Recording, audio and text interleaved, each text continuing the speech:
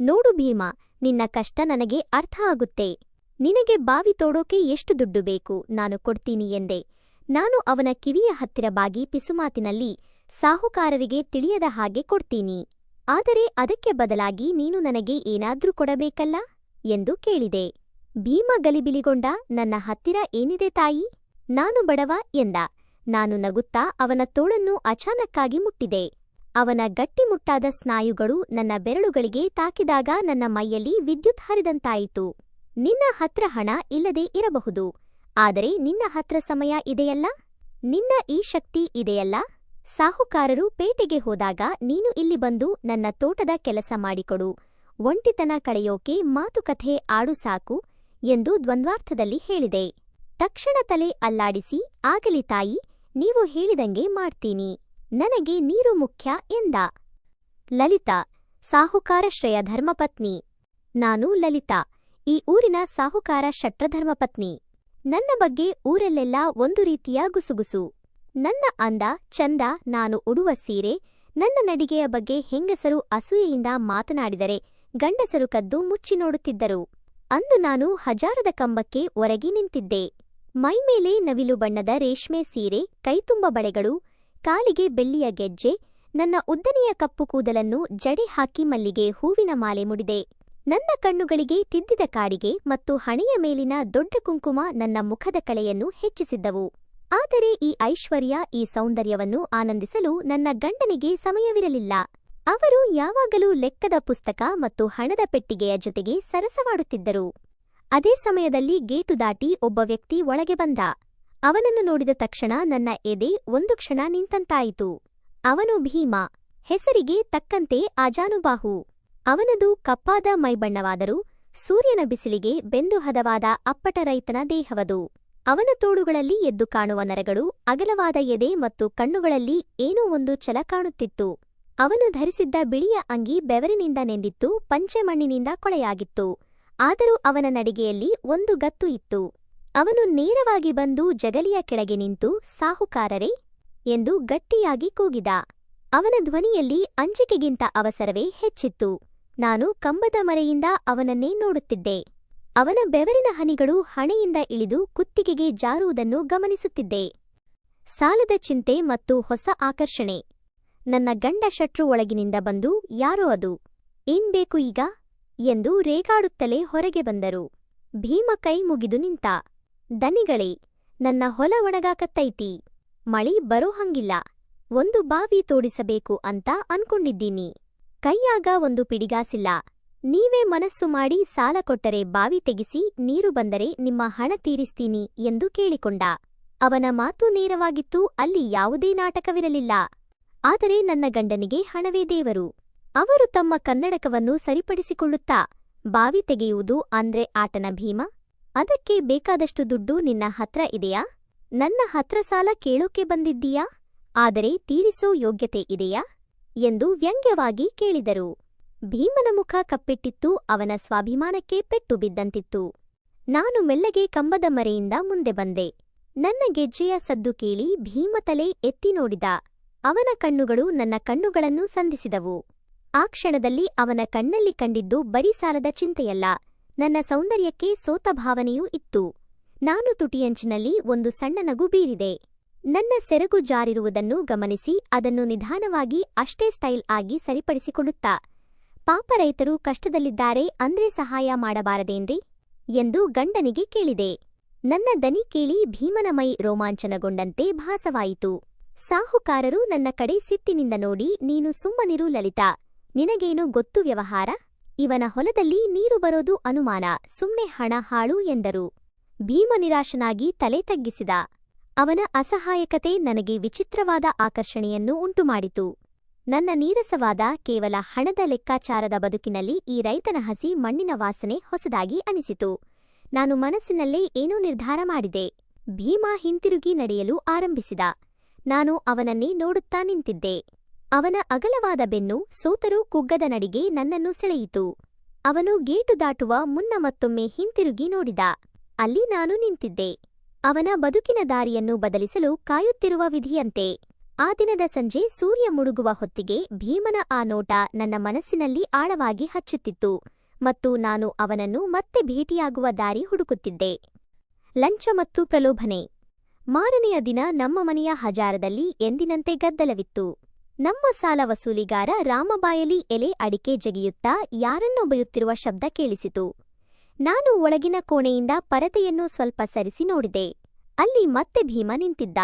ಈ ಬಾರಿ ಅವನ ಮುಖದಲ್ಲಿ ನಿನ್ನೆಯ ಧೈರ್ಯಕ್ಕಿಂತ ಹೆಚ್ಚಾಗಿ ಹತಾಶೆ ತುಂಬಿತ್ತು. ರಾಮ ತನ್ನ ಕೈಯಲ್ಲಿದ್ದ ಲೆಕ್ಕದ ಪುಸ್ತಕವನ್ನು ಅಲ್ಲಾಡಿಸುತ್ತಾ, ಏನ್ ಭೀಮನಿ, ನಿನ್ನ ಹೊಲದಲ್ಲಿ ನೀರು ಬರೋದು ಆಕಾಶದಲ್ಲಿ ಮುತ್ತು ಬೆಳೆದಂಗೆ ಕಣೋ. ಸುಮ್ನೆ ಸಾಹುಕಾರ ಹತ್ರ ಬಂದು ಯಾಕೆ ಪ್ರಾಣ ತಿಂತೀಯಾ? ಊರಲ್ಲಿ ಬೇರೆ ಕೆಲಸ ಇಲ್ವೇನೋ ಎಂದು ಕುಹಕವಾಡಿದ. ರಾಮನ ಮಾತುಗಳು ಹರಿತವಾಗಿದ್ದವು. ಅವನ ವ್ಯಂಗ್ಯಕ್ಕೆ ಪಕ್ಕದಲ್ಲಿದ್ದ ಊರಿನ ಮೇಷ್ಟರು ಕೂಡ ದನಿಗೂಡಿಸಿ ನಕ್ಕರು. ನನಗೆ ಕೋಪ ಮತ್ತು ಕುತೂಹಲ ಎರಡೂ ಒಟ್ಟಿಗೆ ಬಂತು.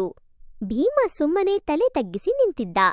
ಅವನ ಆ ಮೌನ ನನ್ನನ್ನು ಕರಗಿಸಿತು. ನನ್ನ ಗಂಡ ಸಾಹುಕಾರರು ಒಳಗೆ ಸ್ನಾನ ಮಾಡುತ್ತಿದ್ದರು.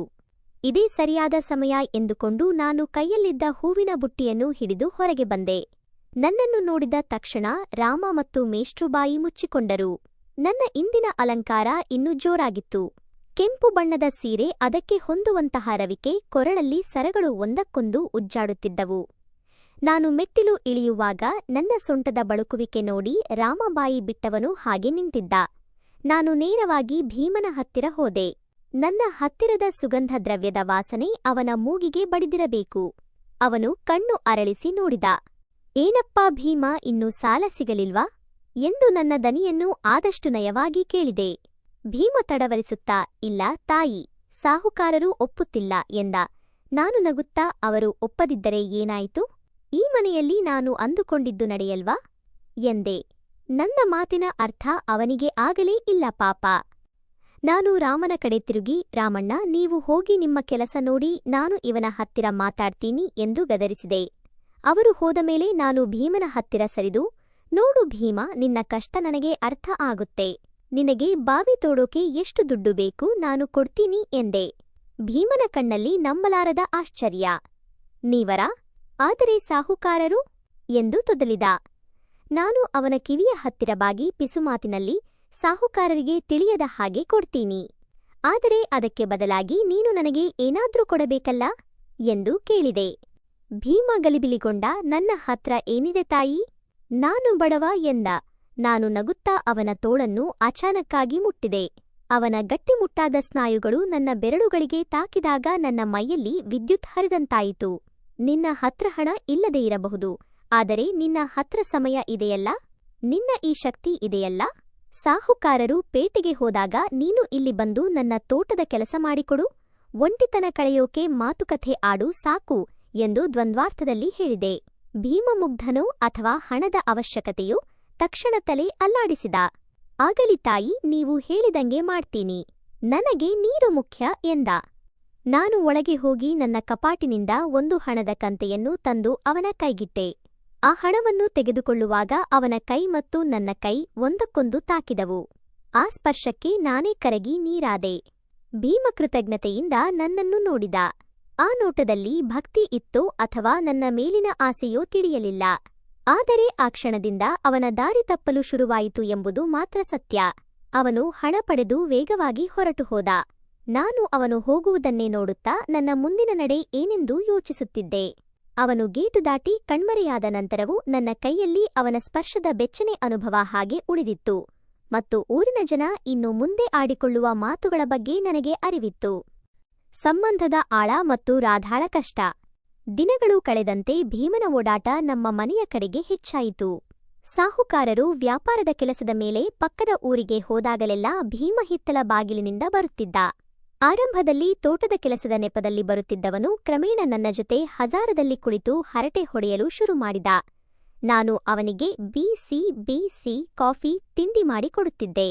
ಅವನಿಗೆ ನನ್ನ ಸಾಮೀಪ್ಯ ಒಂದು ಅಮಲಿನಂತೆ ಏರುತ್ತಿತ್ತು. ನನ್ನ ಸಿಂಗಾರ, ನನ್ನ ಮಾತುಗಳು, ನನ್ನ ನಗುವಿಗೆ ಅವನು ಮರುಳಾಗಿದ್ದ. ಅವನ ಹೊಲದಲ್ಲಿ ಬಾವಿ ತೋಡುವ ಕೆಲಸ ಶುರುವಾಗಿದ್ದರೂ ಅವನು ಅಲ್ಲಿ ನಿಂತು ನೋಡಿಕೊಳ್ಳುವುದಕ್ಕಿಂತ ಹೆಚ್ಚು ಸಮಯ ನನ್ನ ಜೊತೆ ಕಳೆಯುತ್ತಿದ್ದ. ಇತ್ತ ಊರಿನಲ್ಲಿ ವಿಷಯ ಹರಡಲು ಹೆಚ್ಚು ಸಮಯ ಬೇಕಾಗಲಿಲ್ಲ. ಹಳ್ಳಿಕಟ್ಟೆಯ ಮೇಲೆ ಮೇಷ್ಟರು ಪೇಪರ್ ಓದುತ್ತಾ, ಏನ್ರಿ ರಾಮಣ್ಣ, ಇತ್ತೀಚೆಗೆ ಆ ಭೀಮ ರೈತರಿಗಿಂತ ಜಾಸ್ತಿ ಜಮೀನ್ದಾರನ ಹತ್ರ ಆಡ್ತಾ ಇದ್ದಾನಲ್ಲ. ಹೊಲದಲ್ಲಿ ಇರೋದಕ್ಕಿಂತ ಸಾಹುಕಾರ ಕಾಂಪೌಂಡ್ ಒಳಗೆ ಜಾಸ್ತಿ ಕಾಣುತ್ತಾನೆ ಎಂದು ನಗುತ್ತಾ ವ್ಯಂಗ್ಯವಾಡಿದರು. ಅದಕ್ಕೆ ರಾಮ, ಹೂಂಕಂಡ್ರಿ ಮೇಷ್ಟ್ರೆ, ಮಳೆ ಬರೋ ಮೋಡ ಎಲ್ಲಿ ಕಪ್ಪಗಾಗುತ್ತೋ ಗೊತ್ತಿಲ್ಲ. ಆದರೆ ಭೀಮನ ಹಣೆ ಬರಹ ಮಾತ್ರ ಸಾಹುಕಾರ ಹೆಂಡತಿ ಕೈಯಲ್ಲಿರೋ ಬಳೆಯ ಶಬ್ದದಲ್ಲೇ ನಿರ್ಧಾರ ಆಗ್ತಿದೆ ಎಂದು ದ್ವಂದ್ವಾರ್ಥದಲ್ಲಿ ಉತ್ತರಿಸಿದ. ಅವರಿಬ್ಬರೂ ಗಹಗಹಿಸಿ ನಕ್ಕರು. ಊರಿನ ಹೆಂಗಸರು ಕೂಡ ಬಾವಿಕಟ್ಟೆಯಲ್ಲಿ ನೀರು ಸೇದುತ್ತಾ ನನ್ನ ಮತ್ತು ಭೀಮನ ಬಗ್ಗೆ ಪಿಸುಗುಟ್ಟುತ್ತಿದ್ದರು. ನೋಡೆ, ಆ ಸಾಹುಕಾರ ಹೆಂಡತಿಗೆ ಸೊಕ್ಕು, ಗಂಡ ಇಲ್ಲದಾಗ ಆ ಹಾಳು ಭೀಮನನ್ನು ಒಳಗೆ ಸೇರಿಸಿಕೊತಾಳೆ ಎಂದು ಒಬ್ಬಳು ಅಂದರೆ ಇನ್ನೊಬ್ಬಳು, ಆ ಭೀಮನಿಗೂ ಬುದ್ಧಿ ಇಲ್ವಾ, ತುಂಬು ಗರ್ಭಿಣಿ ಹೆಂಡತಿ ಮನೆಯಲ್ಲಿ ಒದ್ದಾಡುತ್ತಿದ್ದಾಳೆ, ಇವನು ಇಲ್ಲಿ ಮಜಾ ಮಾಡ್ತಿದ್ದಾನೆ ಎಂದು ಹೇಳುತ್ತಿದ್ದರು. ನಿಜ, ಭೀಮನ ಹೆಂಡತಿ ರಾಧಾ ತುಂಬು ಗರ್ಭಿಣಿ. ಪಾಪ, ಅವಳು ಅಮಾಯಕಿ, ಗಂಡ ಬಾವಿ ತೋಡಿಸೋಕೆ ಹಣ ಹೊಂದಿಸಲು ಕಷ್ಟಪಟ್ಟಿದ್ದಾನೆ, ಸಾಹುಕಾರ ಮನೆಯಲ್ಲಿ ಕೆಲಸ ಮಾಡಿ ಸಾಲ ತೀರಿಸುತ್ತಿದ್ದಾನೆ ಅಂತ ಅವಳು ನಂಬಿದಳು. ಅವಳ ಮುಖದಲ್ಲಿ ಬಳಲಿಕೆ ಎದ್ದು ಕಾಣುತ್ತಿತ್ತು. ಹೊಲದ ಕೆಲಸವನ್ನು ಅವಳೇ ನೋಡಿಕೊಳ್ಳಬೇಕಾದ ಸ್ಥಿತಿ. ಅವಳ ಹಳೆಯ ಸೀರೆ, ಎಣ್ಣೆ ಕಾಣದ ಕೂದಲು, ಬಾಡಿದ ಮುಖ ನೋಡಿದರೆ ಯಾರಿಗೆ ಆದರೂ ಕರುಳು ಕಿವುಚುವಂತಿತ್ತು. ಆದರೆ ಭೀಮನ ಕಣ್ಣಿಗೆ ಈಗ ರಾಧಾಳ ಕಷ್ಟ ಕಾಣುತ್ತಿರಲಿಲ್ಲ, ಕೇವಲ ನನ್ನ ಅಂದ ಮಾತ್ರ ಕಾಣುತ್ತಿತ್ತು. ಅವನು ರಾಧಾಳ ಹತ್ತಿರ ಸುಳ್ಳು ಹೇಳುತ್ತಿದ್ದ. ಸಾಹುಕಾರರು ತುಂಬಾ ಕೆಲಸ ಹೇಳ್ತಾರೆ ರಾಧಾ, ಆದರೆ ಬಾವಿ ಕೆಲಸಕ್ಕೆ ದುಡ್ಡು ಬೇಕಲ್ಲ, ಹೊಂದಿಸಿಕೋಬೇಕು ಎಂದು ಹೇಳಿ ತಪ್ಪಿಸಿಕೊಳ್ಳುತ್ತಿದ್ದ. ಸಂಘರ್ಷ ಮತ್ತು ವಿಧಿಬರಹ. ಒಂದು ದಿನ ಮಧ್ಯಾಹ್ನ ಭೀಮ ನಮ್ಮ ಮನೆಗೆ ಬಂದಾಗ ಅವನ ಬಟ್ಟೆ ಬದಲಾಗಿತ್ತು. ಅವನು ಹಳೆಯ ಹರಿದ ಅಂಗಿ ಬಿಟ್ಟು ಹೊಸ ಬಟ್ಟೆ ಹಾಕಿಕೊಂಡು ಬಂದಿದ್ದ. ತಲೆಗೆ ಎಣ್ಣೆ ಹಚ್ಚಿ ಬಾಚಿದ್ದ. ಅವನನ್ನು ನೋಡಿ ನನಗೆ ಆಶ್ಚರ್ಯವಾಯಿತು. ಏನ್ ಭೀಮ, ಇವತ್ತು ಬಹಳ ಜೋರಾಗಿದೀಯಾ ಎಂದು ಕೇಳಿದೆ. ಅವನು ನಾಚುತ್ತಾ, ನೀವು ಇಷ್ಟಪಡುತ್ತೀರಾ ಅಂತನೂ ಎಂದು ಎಳೆಯೆಳೆಯಾಗಿ ಹೇಳಿದ. ನಾನು ನಕ್ಕು, ಬಾ ಒಳಗೆ ಕೂರೋಣ ಎಂದು ಅವನನ್ನು ಕರೆದೆ.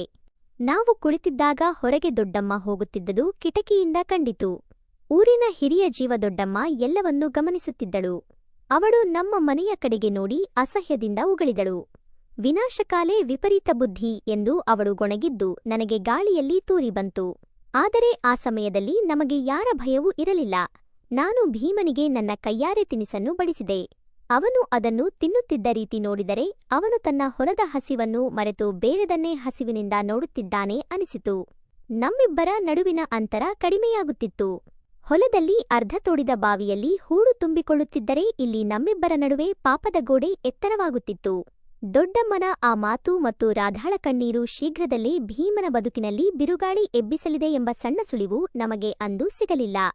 ದಿನಗಳು ಉರುಳಿದಂತೆ ನನ್ನ ಮತ್ತು ಭೀಮನ ಸಂಬಂಧದ ಆಳ ಹೆಚ್ಚುತ್ತಲೇ ಹೋಯಿತು. ಅಂದು ಸಂಜೆ ನಾನು ಕನ್ನಡಿ ಮುಂದೆ ಕುಳಿತು ಅಲಂಕಾರ ಮಾಡಿಕೊಳ್ಳುತ್ತಿದ್ದೆ. ಹೊರಗೆ ಮೋಡ ಕವಿದ ವಾತಾವರಣ, ತಂಪಾದ ಗಾಳಿ ಬೀಸುತ್ತಿತ್ತು. ನಾನು ಕಡು ನೀಲಿ ಬಣ್ಣದ ಜರಿ ಅಂಚಿನ ರೇಷ್ಮೆ ಸೀರೆ ಹುಟ್ಟಿದ್ದೆ. ಕುತ್ತಿಗೆಗೆ ಮುತ್ತಿನ ಹಾರ, ಕಿವಿಗೆ ಜುಮಕಿ, ತಲೆಗೆ ಭರ್ಜರಿ ಮಲ್ಲಿಗೆ ಹೂವು ಮುಡಿದಿದ್ದೆ. ಕನ್ನಡಿ ನೋಡುತ್ತಾ ನನ್ನ ತುಟಿಗಳಿಗೆ ಕೆಂಪು ಬಣ್ಣ ಹಚ್ಚಿದೆ. ನನ್ನ ಸೌಂದರ್ಯ ನನಗೆ ಅಮಲೇರಿಸುವಂತಿತ್ತು. ಸಾಹುಕಾರರು ವ್ಯಾಪಾರಕ್ಕೆಂದು ಪೇಟೆಗೆ ಹೋಗಿದ್ದರು. ಅವರು ಬರುವುದು ತಡರಾತ್ರಿ ಎಂದು ನನಗೆ ತಿಳಿದಿತ್ತು. ಭೀಮ ಬರುವ ಸಮಯವಾಗಿತ್ತು.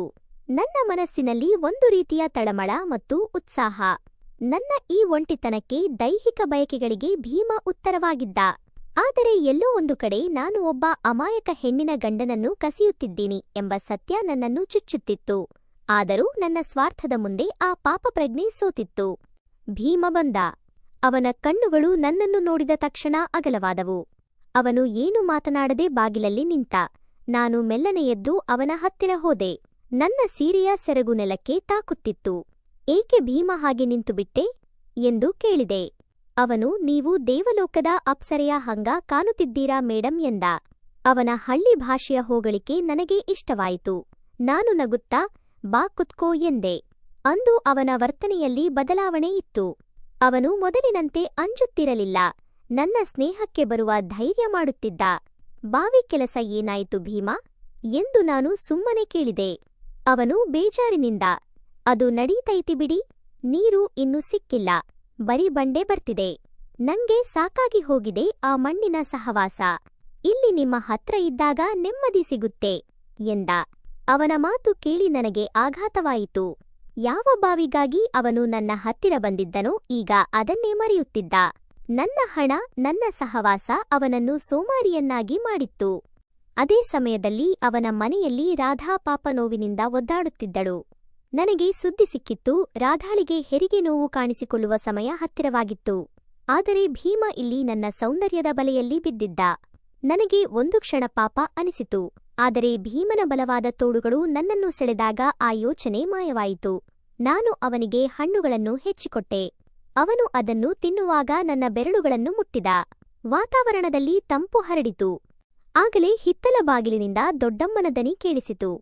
ಭೀಮ, ಏ ಭೀಮ ಎಂದು ಕೂಗುತ್ತಿದ್ದಳು. ಭೀಮ ತಬ್ಬಿಬ್ಬಾಗಿ ಎದ್ದು ಹೊರಗೆ ಓಡಿದ. ನಾನು ಅವನ ಹಿಂದೆ ಹೋದೆ. ಗೇಟಿನ ಬಳಿ ದೊಡ್ಡಮ್ಮ ಮತ್ತು ಆ ಹುಡುಗ ನಿಂತಿದ್ದರು. ದೊಡ್ಡಮ್ಮನ ಮೈ ಮಳೆಯಿಂದ ನೆಂದಿತ್ತು. ಆದರೆ ಅವಳ ಮುಖದಲ್ಲಿ ಬೆಂಕಿಯಿತ್ತು. ಅವಳು ಭೀಮನನ್ನು ನೋಡಿದ ತಕ್ಷಣ, ಎಲೋ ಮಣ್ಣಿನ ಮಗನೇ, ಇಲ್ಲಿ ಬಂದು ನಿಂತಿದೀಯಾ? ಅಲ್ಲಿ ನಿನ್ನ ಹೆಂಡತಿ ರಾಧಾ ಹೆರಿಗೆ ನೋವಿನಿಂದ ನರಳುತ್ತಿದ್ದಾಳೆ. ಮಗು ಅಡ್ಡ ತಿರುಗಿಬಿಟ್ಟಿದೆ ಅಂತ ವೈದ್ಯರು ಹೇಳ್ತಿದ್ದಾರೆ. ನಿನ್ನ ಪಾಪ ಆ ಮಗುವಿಗೆ ತಟ್ಟೈತಿ ಕಾಣುತ್ತೆ ಎಂದು ರೇಗಿದಳು. ಭೀಮನಿಗೆ ಸಿಡಿಲು ಬಡಿದಂತಾಯಿತು. ಏನು ರಾಧಾಗೆ ಎಂದು ತೊದಲಿದ. ದೊಡ್ಡಮ್ಮ ಹತ್ತಿರ ಬಂದು ಅವನ ಕೆನ್ನೆಗೆ ಬಾರಿಸುವಂತೆ ಕೈಯೆತ್ತಿ ಕೆಳಗಿಳಿಸಿದಳು. ನೀರು ಬೇಕು ಅಂತ ಹೋಗಿ ಕೆಸರಲ್ಲಿ ಬಿದ್ದೆಲ್ಲೋ ಭೀಮ. ಆ ಹೆಣ್ಣಿನ ಉಸಿರು ನಿನ್ನ ಉಸಿರು ಕಟ್ಟತೈತಿ. ನಿನ್ನ ಹೆಂಡತಿ ಕಣ್ಣೀರು ನಿನ್ನ ಬಾವಿ ಬತ್ತಿಸ್ತಾ ಇತಿ. ಇವಳ ಮೋಹದ ಬಲೆಗೆ ಬಿದ್ದು ನಿನ್ನ ಭೂತಾಯಿನ ಮರೆದೆ, ನಿನ್ನ ತಾಳಿ ಕಟ್ಟಿದಾಕೆಯನ್ನ ಮರೆತೆ. ಇದು ಯಾವ ಸುಖವೋ? ಇದು ವಿಷ ಕಣೋ ಭೀಮ, ವಿಷ ಎಂದು ಗುಡುಗಿದಳು. ಅವಳ ಪ್ರತಿಯೊಂದು ಮಾತು ಭೀಮನ ಎದೆಗೆ ಕಲ್ಲಿನಂತೆ ಬಡಿಯಿತು. ಅವನು ನನ್ನ ಕಡೆ ತಿರುಗಿ ನೋಡಿದ. ಆ ಕ್ಷಣದಲ್ಲಿ ಅವನ ಕಣ್ಣಲ್ಲಿ ಮೊದಲಿನ ಆಸೆ ಇರಲಿಲ್ಲ. ಬದಲಿಗೆ ಒಂದು ರೀತಿಯ ಅಸಹ್ಯ ಮತ್ತು ಪಶ್ಚಾತ್ತಾಪ ಕಾಣಿಸಿತು. ನಾನು ಏನೋ ಹೇಳಲು ಹೋದೆ, ಭೀಮ ಎಂದು. ಆದರೆ ಅವನು ಕೈಯೆತ್ತಿ ನನ್ನನ್ನು ತಡೆದ. ಸಾಕು ತಾಯಿ, ಸಾಕು ಎಂದ. ಅವನ ದನಿ ನಡುಗುತ್ತಿತ್ತು. ದೊಡ್ಡಮ್ಮ ಹೇಳಿದ್ದು ನಿಜ. ನಾನು ನೀರು ಹುಡುಕುತ್ತಾ ಬಂದು ನನ್ನ ಬದುಕನ್ನೇ ಕೆಸರು ಮಾಡಿಕೊಂಡೆ. ನಿಮ್ಮ ಹಣ, ನಿಮ್ಮ ಅಂದ, ಈ ಸುಖ ಯಾವುದು ನನ್ನದಲ್ಲ. ನನ್ನದು ಆ ಒಣಗಿದ ಭೂಮಿ, ಆ ಗುಡಿಸಲು, ಆ ನನ್ನ ರಾಧಾ. ಅವನು ತನ್ನ ಜೇಬಿನಲ್ಲಿದ್ದ ನಾನು ಕೊಟ್ಟಿದ್ದ ಹಣದ ಉಳಿದ ಭಾಗವನ್ನು ತೆಗೆದು ನೆಲಕ್ಕೆ ಎಸೆದ. ನಿಮ್ಮ ಹಣ ನನಗೆ ಬೇಡ. ನಾನು ನನ್ನ ಪಾಪನ ಬೆವರು ಸುರಿಸಿ ತೊಳಿತೀನಿ ಎಂದು ಹೇಳಿ ಮಳೆಯಲ್ಲಿ ನೆನೆಯುತ್ತಲೇ ದೊಡ್ಡಮ್ಮನ ಹಿಂದೆ ಓಡಿದ.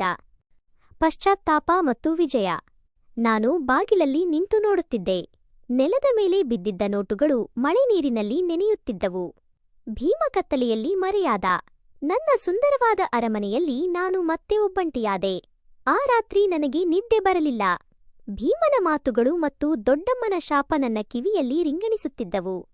ಆ ರಾತ್ರಿ ಕಳೆದು ಬೆಳಗಾಗುವಷ್ಟರಲ್ಲೇ ಭೀಮನ ಬದುಕಿನಲ್ಲಿ ಮತ್ತು ನನ್ನ ಮನಸ್ಥಿತಿಯಲ್ಲಿ ದೊಡ್ಡ ಬದಲಾವಣೆಯಾಗಿತ್ತು. ಭೀಮ ಮನೆಗೆ ಓಡಿದಾಗ ರಾಧಾಳ ಸ್ಥಿತಿ ಗಂಭೀರವಾಗಿತ್ತು. ಆದರೆ ದೈವದ ಕೃಪೆಯೋ ಅಥವಾ ಭೀಮನ ಪಶ್ಚಾತ್ತಾಪದ ಫಲವೋ ರಾಧಾ ಒಂದು ಗಂಡು ಮಗುವಿಗೆ ಜನ್ಮ ನೀಡಿದಳು. ತಾಯಿ ಮಗು ಇಬ್ಬರೂ ಅಪಾಯದಿಂದ ಪಾರಾಗಿದ್ದರು. ಈ ವಿಷಯ ತಿಳಿದಾಗ ಭೀಮ ಮಗುವಿನ ಮುಖ ನೋಡಿ ಕಣ್ಣೀರಿಟ್ಟನಂತೆ. ಅವನು ರಾಧಾಳ ಕಾಲಿಗೆ ಬಿದ್ದು ಕ್ಷಮೆ ಕೇಳಿದ. ರಾಧಾ ಮುಗ್ಧಳಾಗಿ ಗಂಡನ ಕಣ್ಣೀರು ನೋಡಿ ಮೌನವಾಗಿ ಕ್ಷಮಿಸಿದಳು. ಅಂದಿನಿಂದ ಭೀಮ ಬದಲಾದ. ಅವನು ಮತ್ತೆ ನನ್ನ ಮನೆಯ ಕಡೆ ತಲೆ ಹಾಕಲಿಲ್ಲ. ನಾನು ಕಿಟಕಿಯಿಂದ ನೋಡುತ್ತಿದ್ದೆ. ಅವನು ನೇರವಾಗಿ ತನ್ನ ಹೊಲಕ್ಕೆ ಹೋಗುತ್ತಿದ್ದ. ಭೀಮ ಈಗ ರಾಕ್ಷಸನಂತೆ ಕೆಲಸ ಮಾಡಲು ಶುರು ಮಾಡಿದ. ಸಾಹುಕಾರರ ಸಾಲ ತೀರಿಸಲು ಮತ್ತು ಬಾವಿಯಲ್ಲಿ ನೀರು ಕಾಣಲು ಅವನು ಹಗಲಿರುಳು ನೋಡದೆ ಶ್ರಮಿಸಿದ. ಅವನು ಕೈಯಲ್ಲಿ ಗುದ್ದಲಿ ಹಿಡಿದು ಮಣ್ಣು ಅಗೆಯುವಾಗ ಅವನ ಮೈಯಿಂದ ಸುರಿಯುವ ಬೆವರು ನೆಲಕ್ಕೆ ಅಭಿಷೇಕದಂತೆ ಬೀಳುತ್ತಿತ್ತು. ಅವನಿಗೆ ಈಗ ಬೇರೆ ಯಾವ ಆಸೆಯೂ ಇರಲಿಲ್ಲ. ಕೇವಲ ನೀರು, ನೀರು, ನೀರು. ಊರಿನ ಜನ ಅವನ ಹುಚ್ಚುತನ ನೋಡಿ ಆಶ್ಚರ್ಯಪಟ್ಟರು. ಇವನಿಗೆ ದೆವ್ವ ಹಿಡಿದಿದೆಯಾ ಎಂದು ಕೇಳುತ್ತಿದ್ದರು. ಆದರೆ ದೊಡ್ಡಮ್ಮ ಮಾತ್ರ ಅವನ ಪಾಪ ಕರಗುತ್ತಿದೆ ಎಂದು ಹೇಳುತ್ತಿದ್ದಳು. ಒಂದು ದಿನ ಮಧ್ಯಾಹ್ನ ಭೀಮ ಗುದ್ದಲಿಯಿಂದ ಜೋರಾಗಿ ಬಂಡೆಗೆ ಹೊಡೆದ. ಟನ್ ಎಂಬ ಶಬ್ದದೊಂದಿಗೆ ಬಂಡೆ ಸೀಳಿತು. ಮರುಕ್ಷಣವೇ ಅಲ್ಲಿಂದ ಒಂದು ಚಿಕ್ಕ ನೀರಿನ ಸೆಲೆ ಚಿಮ್ಮಿತು.